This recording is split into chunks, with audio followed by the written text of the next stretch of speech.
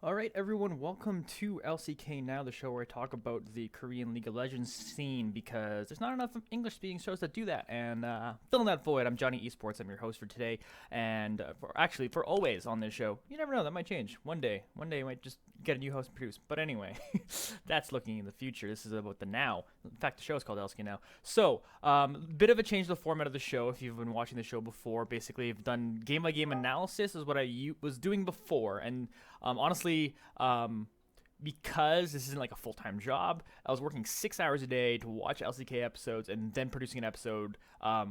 And not super sustainable because it's not. So changing the format of the show a little bit to do twice a week. I'm gonna try Fridays and Mondays. And basically what I'm gonna do is review the games from the weekdays and the Fridays, and then after the weekend on Monday I will review the games from the weekend and talk about that and focus more on a singular kind of feature story from those games instead of like going through game by game and analyzing them all and picking apart every single one. So there'll be more kind of a story focus at the beginning of the show, and then I'll talk about just kind of some results from the rest of them. So as much as I like doing like pick ban analysis and all that stuff is really really fun. And if this show really grows, I do want to go back to doing that kind of stuff.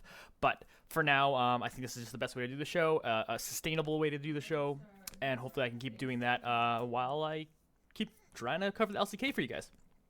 So, the story for this week that I want to talk about, of course, is the big story of MaRin versus Faker. And if you don't know, MaRin used to be on SK Telecom T1, won MVP when they won Worlds 2 years ago, and left to China to play for LGD and had a really bad year in LGD because that's what happens when Koreans go to China. So he comes back to Faker Freaks and having a bit of a rough season. They lost to Jin Air, just not looking very good. They got 2-0 by Jin Air, who's like basically a bottom barrel team in the LCK. And of course, right now, SK Telecom T1 up to this point was dominating everybody. They were 4-0, and yeah, just it looked like they were just gonna win again another game against Freaker Freaks, and Afrika would have been in a world of trouble because there's a lot of expectation with this team because they add MaRin, and of course they add Kuro to this team.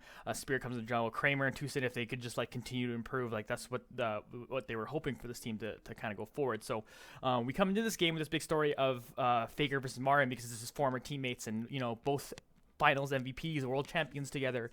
And now you look at the change of that is MaRin coming in with a different team.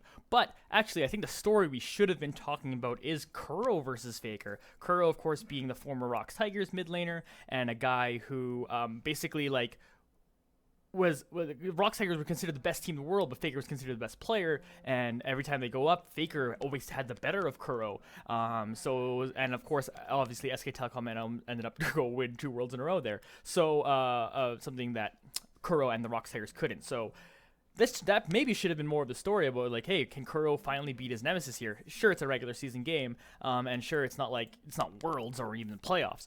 But Kuro shows up in these matches and plays super, super strong. Is actually the story of how is the MVP to me. I forget who actually got the MVP, but it's MVP to me of these games.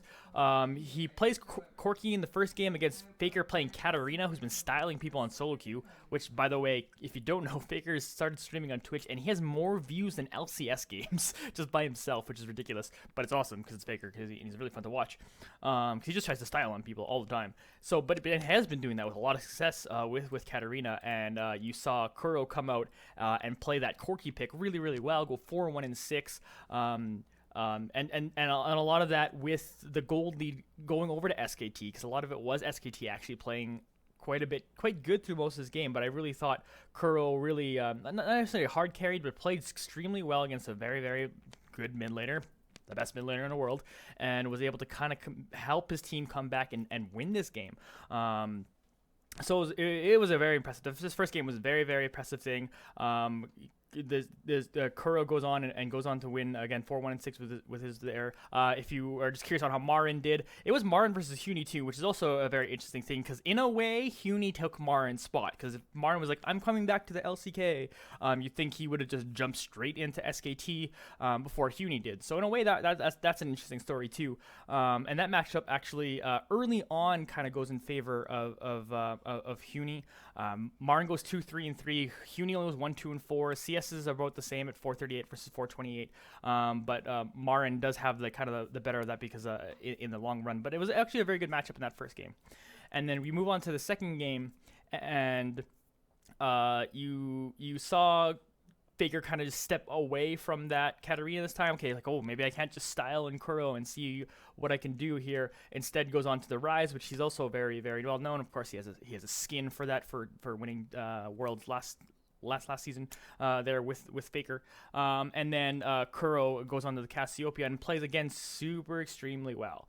And I believe actually in this game there was a really odd first blood that Huni gave up at like the 1 minute mark, which is, yeah, he dives over the wall and just gets wrecked anyway. But I don't know, Kuro I think plays extremely well once again. He gets the first kill on Faker, which leads to that first brick tower. So sorry, he wasn't first blood because I just mentioned Huni got first blood. There's actually a bunch of kills before that, but he gets the first kill onto Faker before Faker gets a kill on him essentially, and the first tower is able to go down from that.